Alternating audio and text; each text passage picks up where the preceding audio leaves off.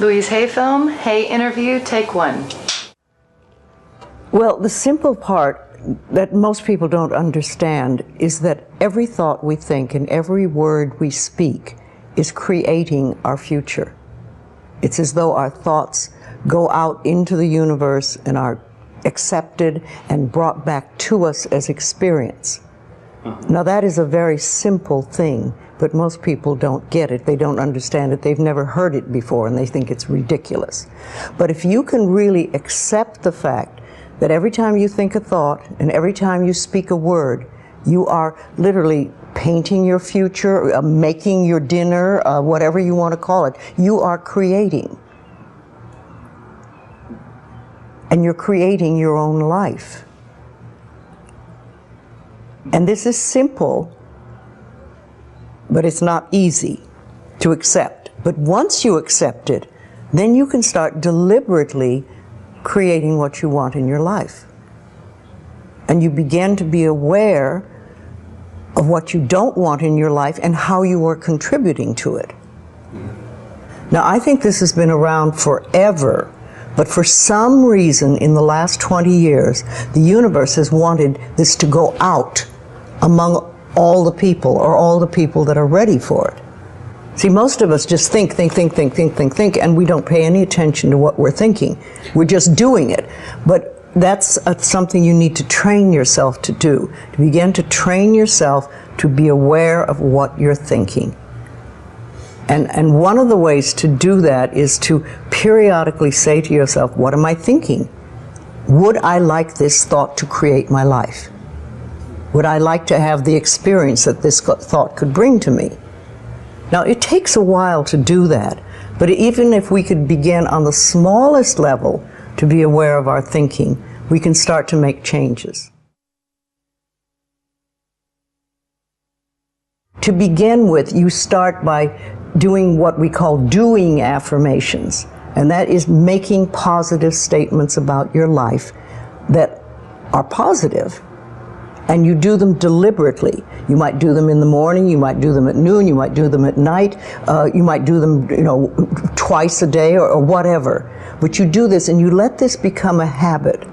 And as you start to do them, things will begin to change, maybe on a very small level. I call it getting the green lights in the parking places.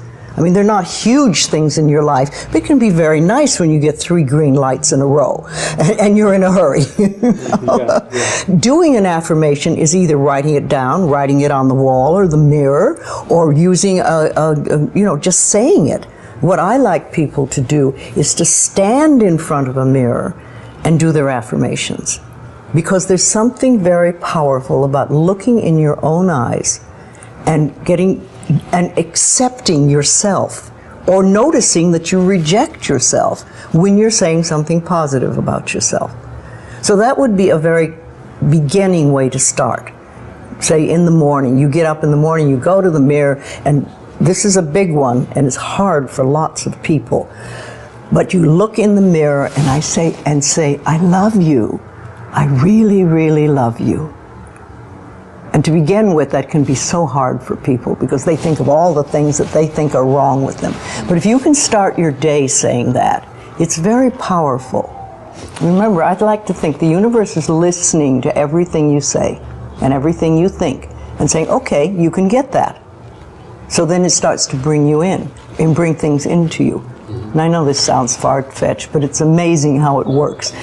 If you do a good general positive statement for yourself, the universe will figure out how to manifest that, how to bring that about in your life. So things could happen that you wouldn't expect at all, but they will happen. If you think of doing your positive affirmations is like planting a seed in the ground. It's not necessarily true at the moment, but it is something you want to have be true. So you put the seed in, and you plant a seed and you expect it to grow. Or you maybe plant 3 seeds just in case. You expect them to grow. And you don't wait 2 days and then dig in the earth and say, what's happening, what's happening? You expect that thing to grow because you know there's a law and a process. And the seed will grow if it is in the right soil and it has the right amount of moisture. Making it really a habit and doing it every day. Doing something every morning when you wake up, that's a really good time. And another good time is when you go to sleep at night. And gratitude works a lot. If just being grateful for everything. The more, I always say the universe loves gratitude. The more you're grateful for what the good is in your life, the more good you get to be grateful about. Mm-hmm. And it's like, you know, if somebody gives you a present or gives me a present and I say, oh my God, I hate that color and it doesn't fit, and you know, that person will never give me another present. Mm-hmm. But if you say, oh, it's wonderful and thank you, I really adore it, it's great, that person is probably going to want to buy you a present every time they see something they think you would like. And it's like that with the universe. The universe loves gratitude.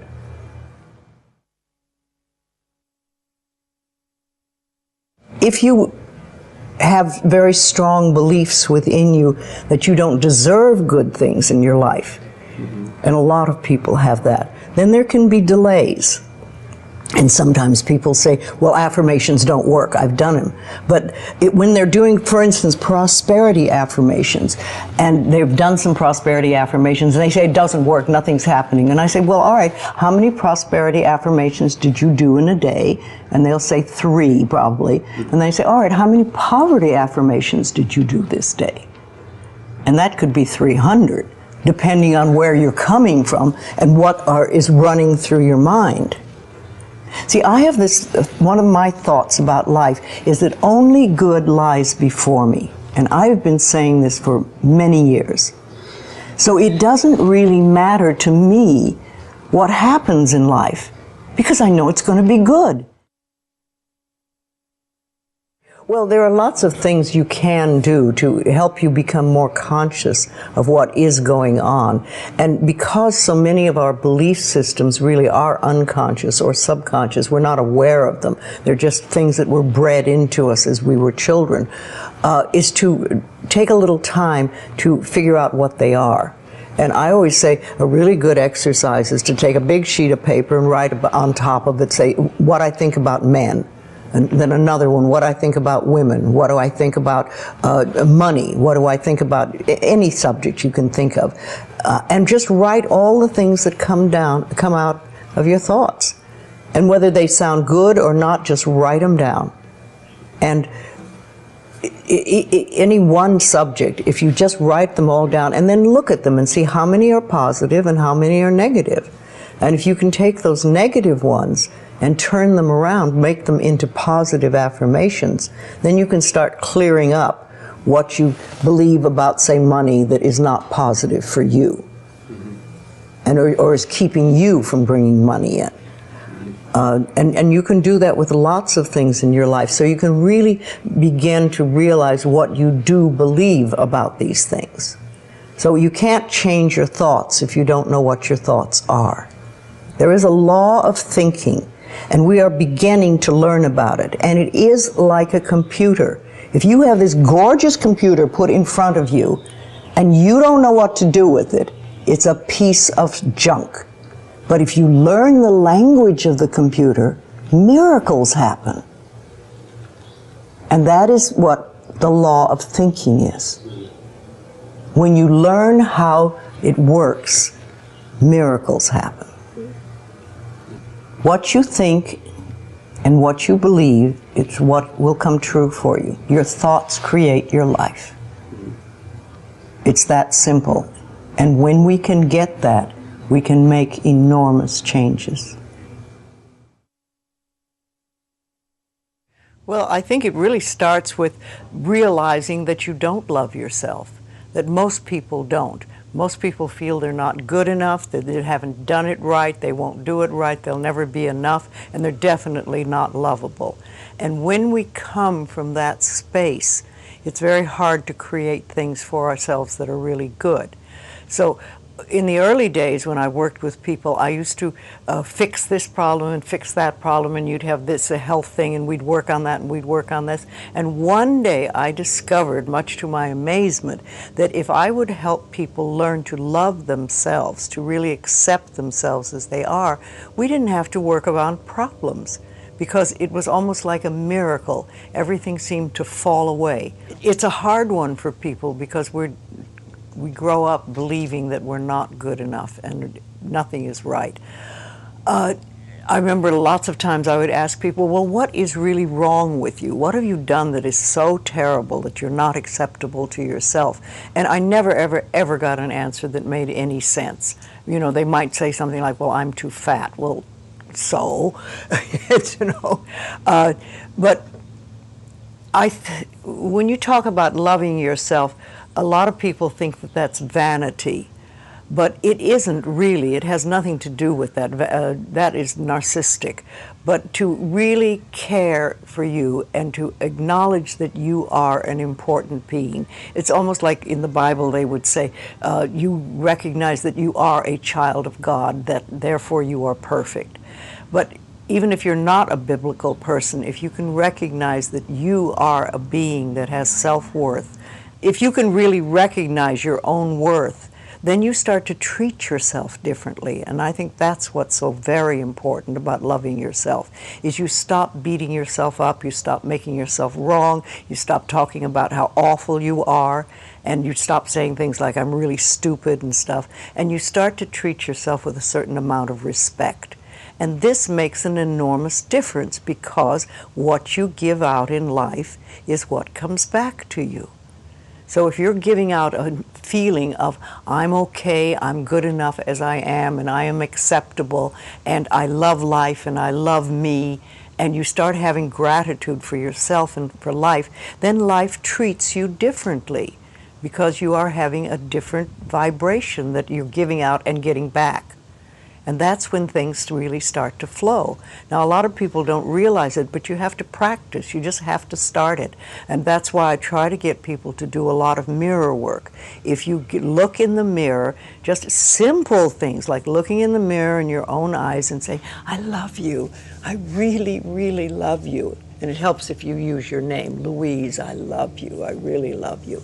It gets to that little child inside that has been rejected for so long, and it breaks open sort of a dam or a door or whatever you want to call it, and it's like little miracles start to happen.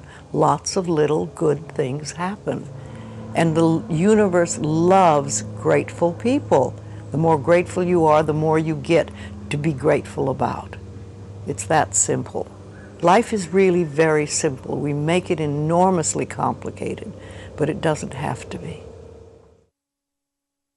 Everybody's on a journey from the time we're born till the time we leave.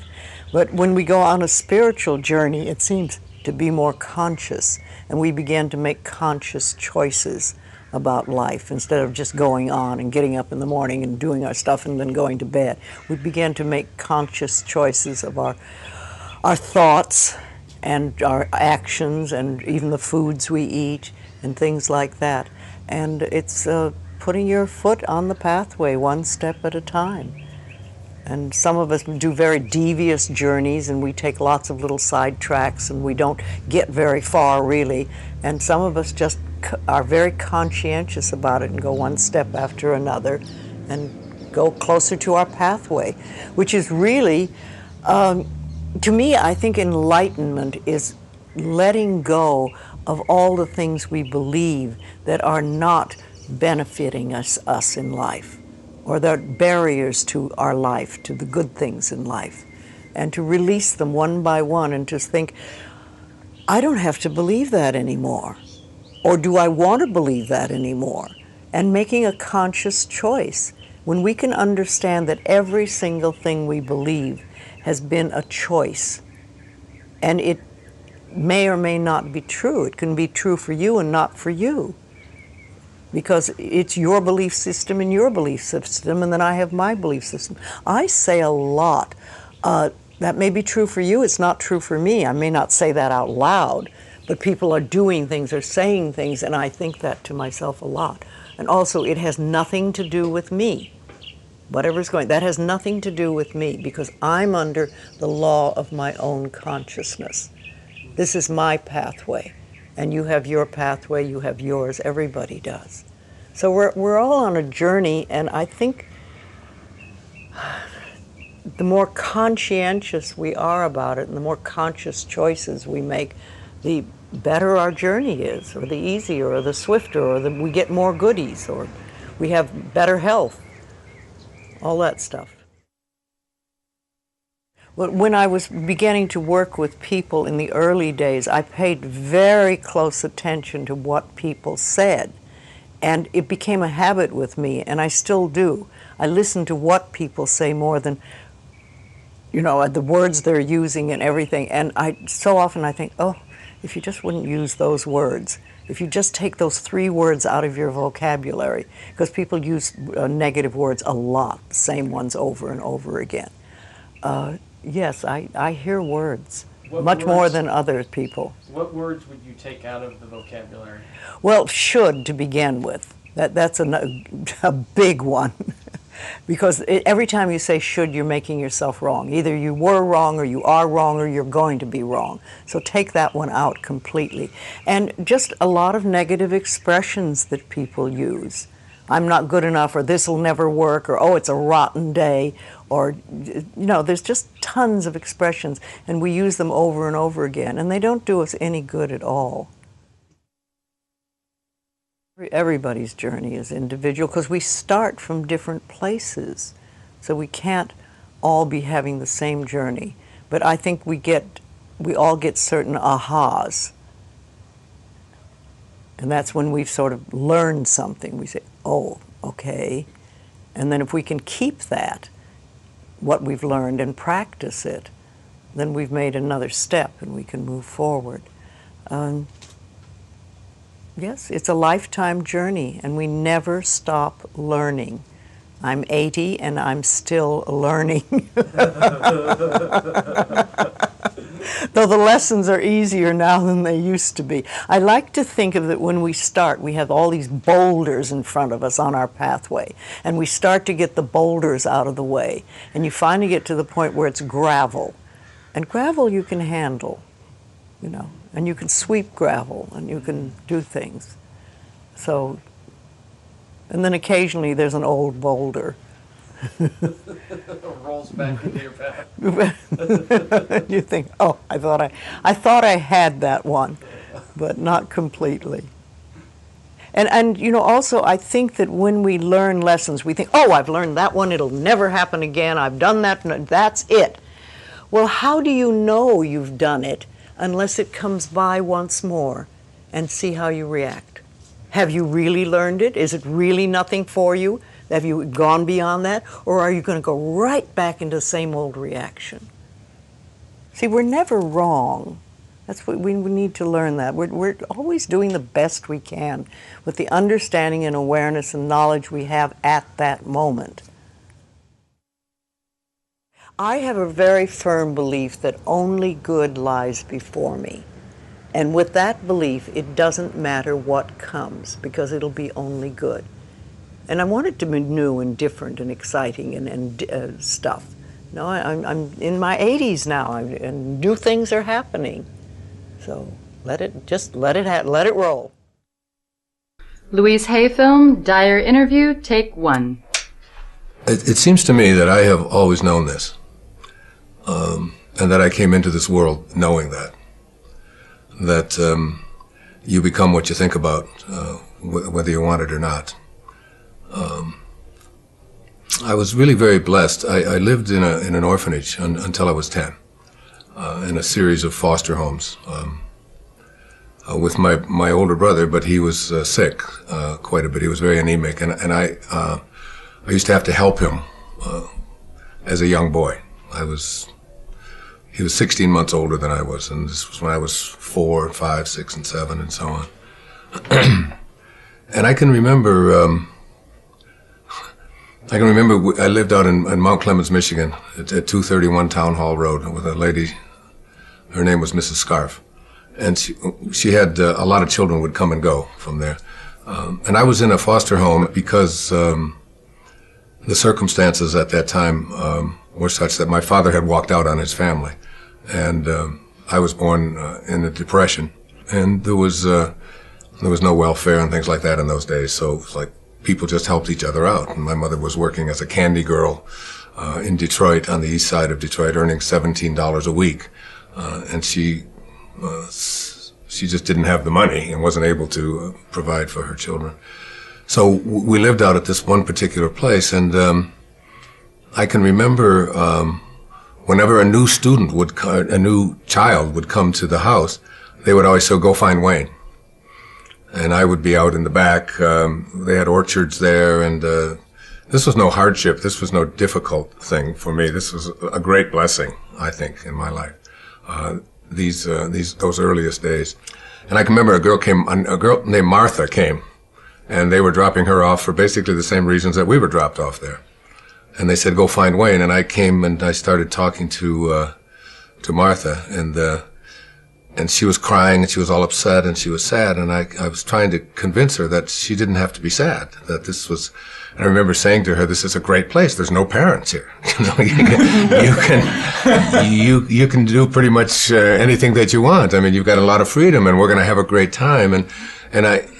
And I can remember being in school, at the public school. It was a numbered school. They didn't even name them in that day. It was PS number 127, and I remember the teachers, one time, we were out on the playground and all the kids were all upset, and I said, "What's wrong?" And they said, "Well, the teacher said this is the worst class that she ever had," and she was so all upset, and she was angry, and she was hurt, and I said, "Well, why would you allow her opinions to have anything to, if this is her hardest day, then her life is just easy," and I can remember talking to other people about, all you have to do is change the way you think. And it goes from being a miserable experience or a tough experience or a hard experience to one that you can do anything that you want with. And when my mother got our family all back together again when I was nine, almost 10 years old. And I can remember her telling me what it was like when I was just a baby, when I was just like an infant, that I was the one child that could make everybody else laugh. At times when everybody else would. She said we were waiting for a bus one time when we were just real babies before I went into the orphanage, and she said a car came by, and it was in Detroit, and there was all this slush, and and we all went flying down. Everybody had dirt on them and dirty snow, and we were laying in the ground, and everybody was crying. And she said, "You were and upset and mad because our clothes were wet and so on." And she said, "You just stood up and said, this is great. Isn't this wonderful? Look, we don't have to do this, and we don't, just turning it into something positive." It's like, so the ability to be able to do that was something. I can't remember a time in my life when I didn't know that, if I really went to work on how I thought, that things just didn't have to be bad. I was the richest kid in the orphanage. I've talked about that many times in my lectures, that, a snowstorm was a time we had two snow shovels at the home, and one of them had the edges all curled up from hitting the curbs, and you couldn't make any money with that one. So the other one, when it would snow, I would go downstairs and I would take the good snow shovel and I would put it under my bed, and I'd sleep with it right with me in the bed so that nobody else would get it. And I would get up before everybody else got up, and I would go out and I would just shovel everybody else's snow, shovel their walk. And then later on, and I'd just go knock on the door and just tell them that I shoveled their walk. And some would say thank you, and some would give me a dime, which doesn't sound like much, but that's about $3,000 in today's money. And when I found out that soda pop bottles, for example, were worth 2 cents each, that if you took them back, you could get 2 cents back, that was just like one of the great awarenesses and awakenings of my life, because I would follow people around who were drinking a Coca-Cola and say, "You almost done with that?" They said, "Well, no, I'm not going." Well, just whenever you're ready. I just followed them and said, "We'll walk until." And we had a coal bin where we lived because it was coal furnaces, and we filled that coal bin with soda pop bottles, and I would take it back. It was just always easy to change, and all the other kids would be not having any money and complaining about not being able to have abundance or be able to have some level of being able to buy themselves like just a little donut or a Pepsi Cola or something. They couldn't figure it out. And it always seemed so easy to me that all you had to do was just look around and see the opportunities in anything. And it had nothing to do with whether there are opportunities there.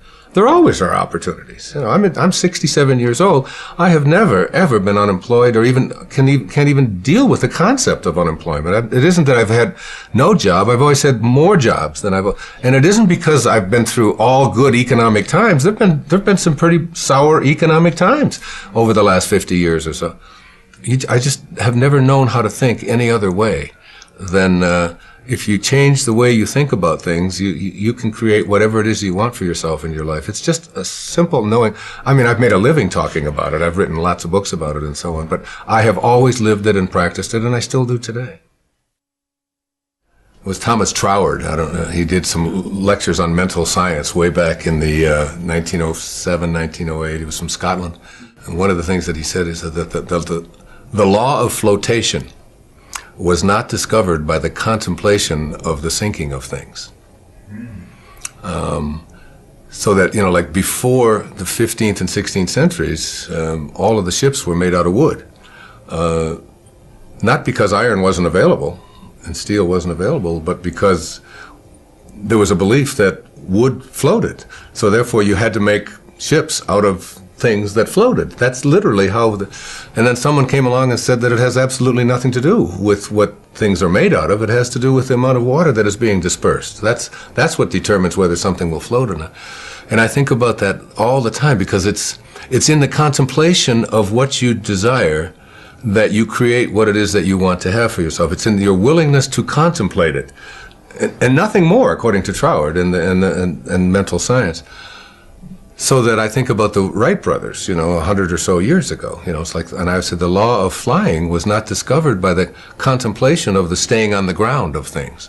So that these were two people, like for me, to figure out how to get an airplane to fly, and my limited knowledge of all of that, I would probably have contemplated the staying on the ground of things. You know, it's like, this is what happened. But there's somebody came along and contemplated the idea that if you get enough speed going and you have the right design and you get pressure underneath something like this and you get that this thing is going to lift off the other. Somebody had to contemplate that idea. And everybody who contemplated that it wasn't possible, that it couldn't work, was a part of why flying didn't take place, because there was no new law discovered in the early part of the 20th century, any more than electricity was discovered by, you know, Thomas Edison or anyone like that. I mean, the ability to have electricity has always been there. Somebody has to contemplate. So it's like in your own personal life, your willingness to contemplate yourself as a person who is capable of attracting into your life what you want, having the kind of relationships that you want, being able to have abundance where you know, scarcity always exists. All you have to do is begin the process by being willing to contemplate the presence of that in your life. And I've always been a person that I can remember throughout my life as someone who could contemplate myself being able to do things that most people couldn't. And I can give you a good example. When my mother got us all back together and we were living in Detroit, on the east side of Detroit, and we got a new television set. It was a black and white. It was a screen about this big. It was an Admiral, and we had it in our home, and it was like, oh my God, black and white television. You know, you remember Uncle Milty and all and so on.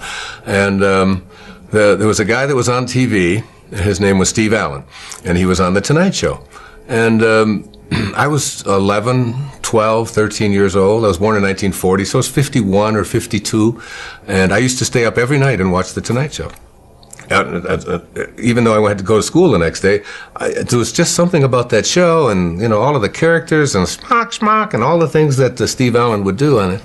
And I would come down, when I would be talking the next day, and I would be telling my mother and my two brothers that when I do The Tonight Show, this is what I would say. I wouldn't have said what Louis Nye say, the way reacted, how he reacted to that. I would have said this, and I used to do this, and my brothers and my mother would say, "That's just Wayne. He's just nutty. He thinks he's on the Tonight Show. He thinks he's going to do the Tonight Show."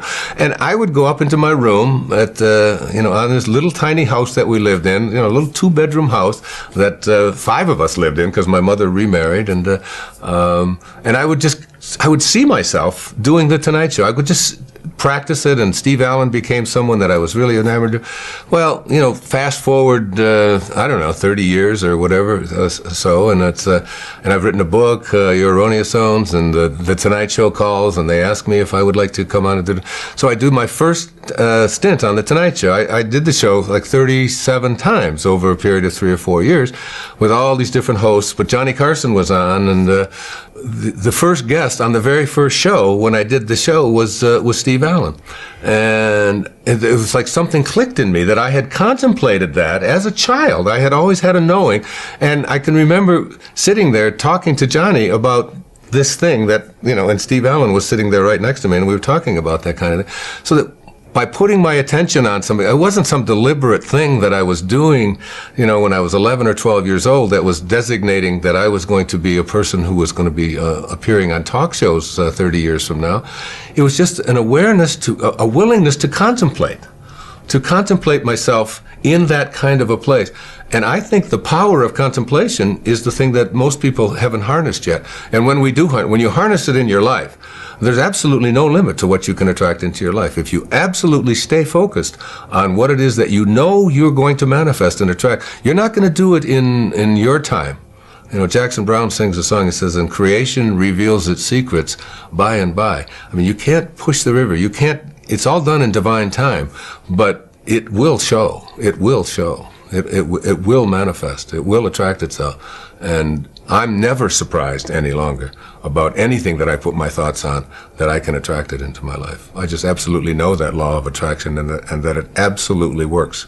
And I have absolutely no doubt about it. And I feel as if, like, before I even came into this world, when I was in the world of spirit, that I had a conversation with God. And it was God saying to me, like, what would you like to do in this lifetime? And I said, well, I'd really like to spend a lifetime teaching self-reliance, because that's truly all I've ever done since the time I was just a little boy, through all my life. I mean, I could just go through all of the things that I've done. It's been always about teaching self-reliance.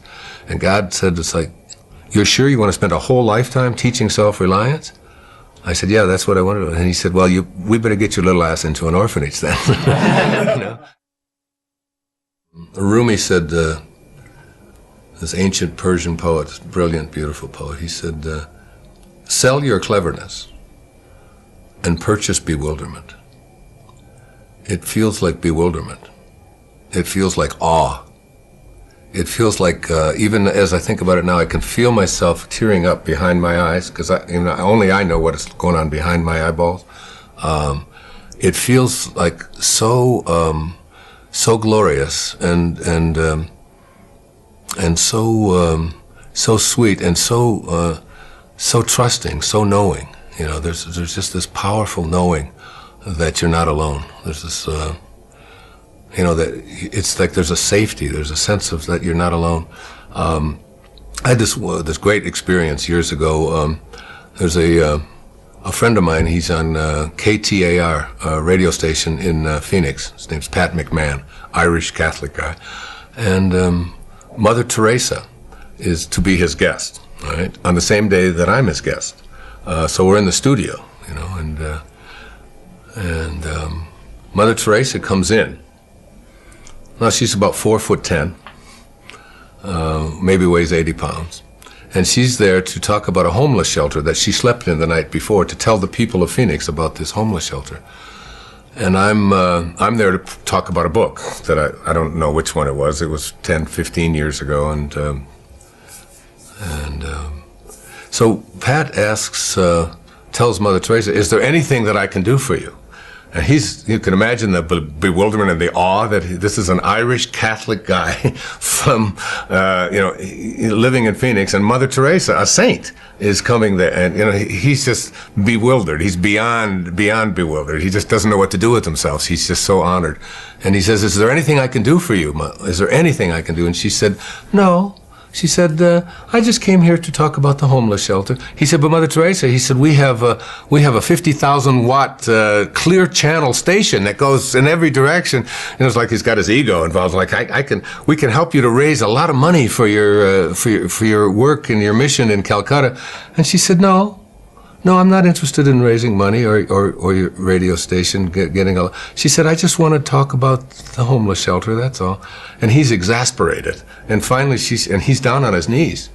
Really. And finally she says, stand up. She said, you seem so serious. She said, there is one thing that you can do. And he just stood up and he said, well, what is it? I'd do anything. She said, well, tomorrow morning, she said, get up at 4 a.m. And she said, and go out onto the streets of Phoenix and find someone who's living there, who believes that he's alone, and convince him that he's not. That's what you can do.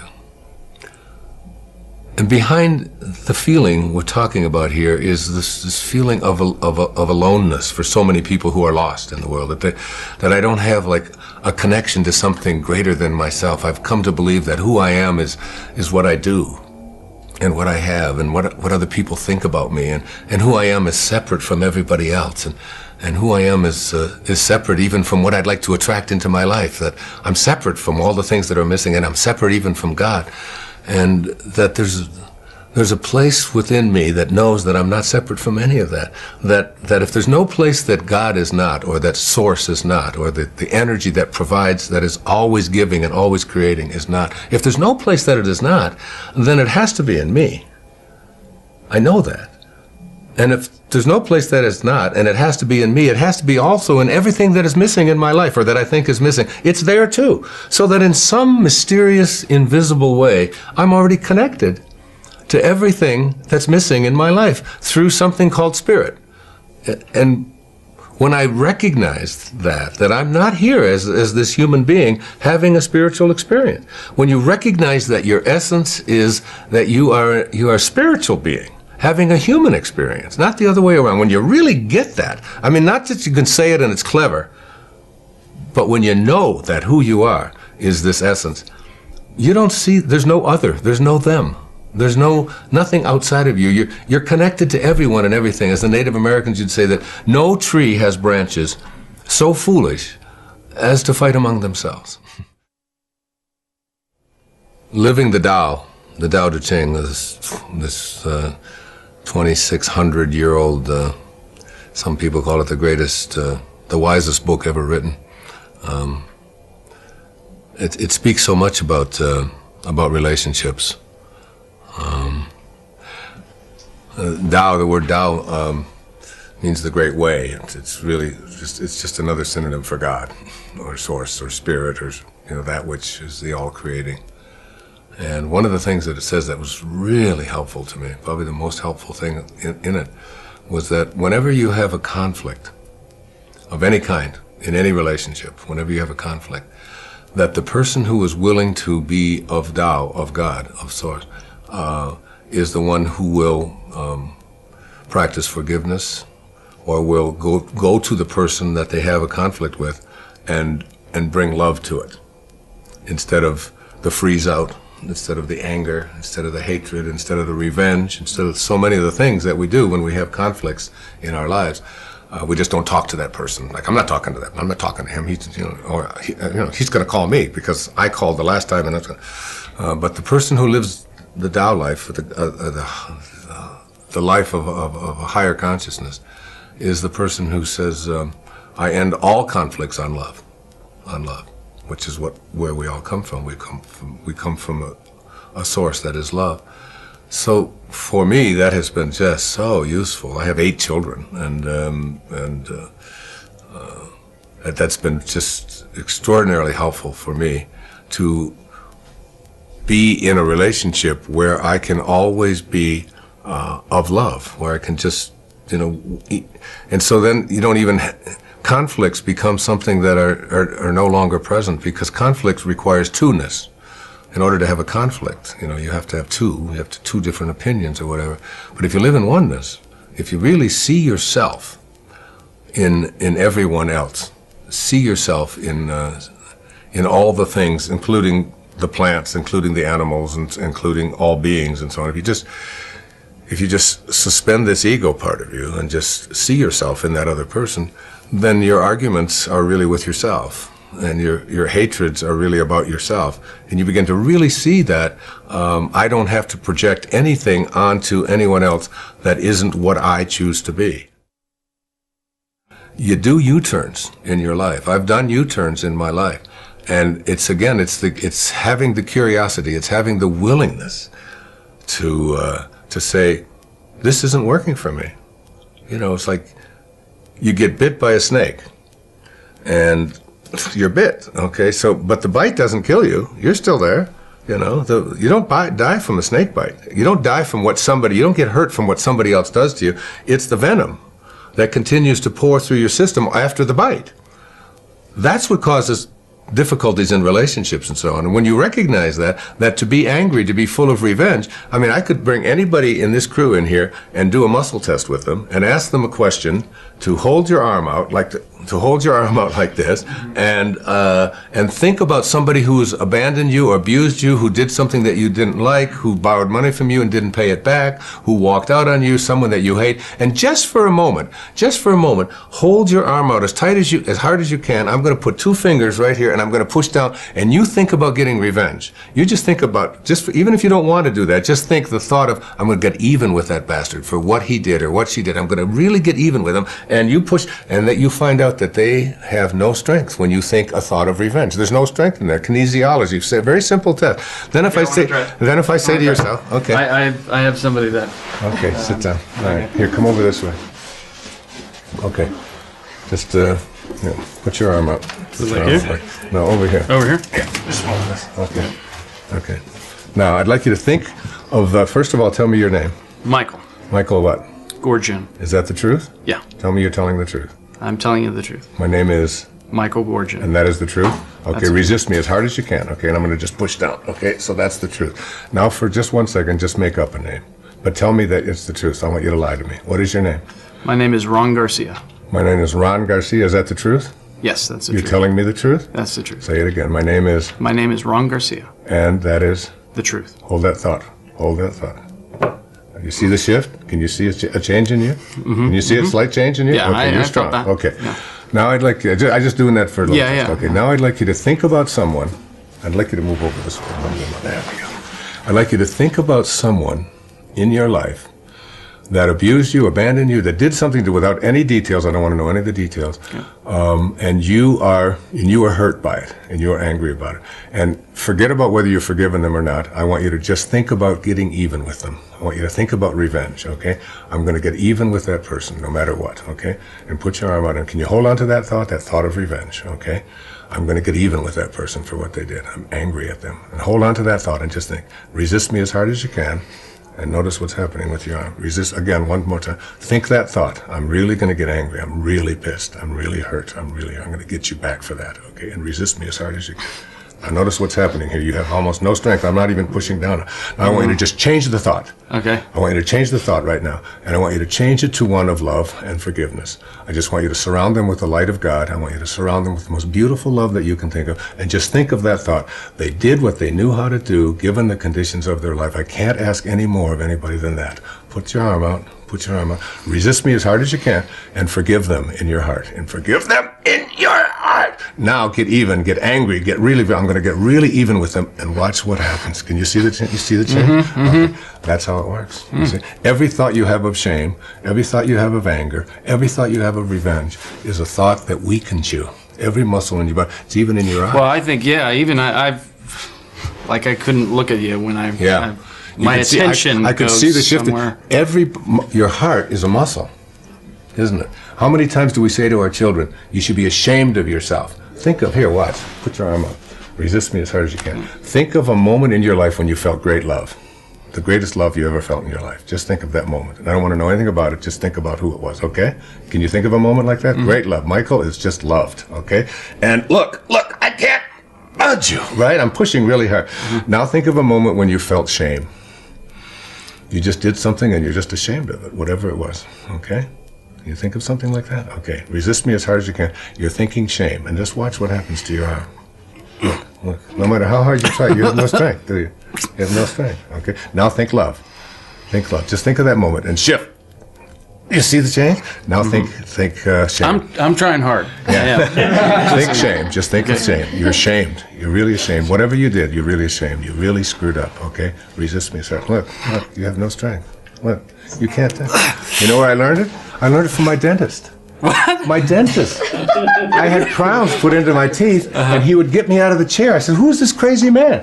You know, he'd get me out of the chair. He was adjusting the occlusion. He'd say, "Bite down, bite down," and then he'd and if I'd go weak, he'd say, "It's not right yet," and he'd put me back in the chair. Beep, beep, beep, beep. He'd adjust it a little more, and he said, "Now it's perfect," and it always was. It always was. Wow. This is this is the power. Who's your dentist? It's like what we just demonstrated here is the power of the thoughts that we have. What a thought of shame, a thought of anger, a thought of revenge, what it does to the muscles of our body. The muscles of our, it's like the reason I ask you to tell me a lie, you know, is because I wanted to test your body, because your body wasn't made by your parents. We like to think that our bodies were made by our parents. That's because you look a certain way and all of that. But if we take the tiny little drop of protoplasm that created you, and we try to find out its origin, and we take it all the way back to subatomic particles and reduce it, we find out when we put it in a particle accelerator and rev it up at 250,000 miles an hour and collide it, and we open it up, there's nothing there. That you came from the invisible, you came from source. It's the spirit that gives life. So that once you understand that this body of yours is a creation not of human beings, but it's a creation of God. It's a creation of source. It's a creation. It came from nowhere, and an invisible source, and manifested into the world of the physical. And so it only reacts to truth, because it was created by truth. So once you lie, this is an ultimate lie detector test. That's why I always say we could have saved $93 million with President Clinton. You know, it's like, come on. Did you have sex or didn't you? Let's get over this, you know. But now you're using an instrument not of human beings. All of our bodies are divine creations, and they only react to truth with strength. The truth that when you go weak, you're going against your Tao nature. Your true nature is not revenge. Your true nature is not hatred. You came from love, and you have to stay in that state. And once you learn that, once you get that, like having that demonstrated could change your life. Just that moment can change forever. People ask me, what is your biggest confusion about humanity? It's like man's inhumanity to man. This recognition that we are something beyond ego, you know, and we don't, we have a divided world, a world that believes that, you know, if you're male, you're different than if you're female. If you're Muslim, you're different than if you're Christian. If you're born on one side of the river, then you're different than the person who wasn't. And we've taken on all of these ego beliefs. And my real strong thing about it is that I think that my generation, when I was in my 20s and so on, we were the generation that had to end a war. You know, we had to end a war. I took my doctoral orals on the 4th of May, 1970. The announcement came on the radio, on the television, you know, at around 4 in the afternoon, that the government had put live bullets into their rifles, and they fired on students who were protesting the war at Kent State. And 4 of them were killed. You can imagine what I felt, because I was really working very hard to try to end that war, when I had to go in and defend my dissertation, which seemed so trivial. When I considered what our government was now doing, we were going to put and all these students were doing was protesting a horrific war where people were dying in huge numbers. I think the new generation, this generation, it's their job isn't to end a war. It's to end war. It's to end the concept of war. And the concept of war comes out of this ego identification of who we are, and a belief that I am what I have, and I am what I do, and I am what others think of me, and I am separate from everyone, separate from God, separate from what's missing, this idea of separation and so on. And we will inch by inch move towards a place where people will begin to recognize their connection to each other rather than their separation, or we'll have to just start all over. We'll have to start it over. As Einstein said, if the next war that is fought, he said, after this one will be fought with, with sticks again. We'll have to start all over again. We'll have to start all over. And it's really about slaying this ego, this massive ego thing. You can see it in our foreign policy. You can see it in the way that we treat it. You can see it on television. You can see it in all of the ads that you see for having to take pills for everything. And that's what I feel my work is about. What my life is about now is ending the concept of hatred and separation.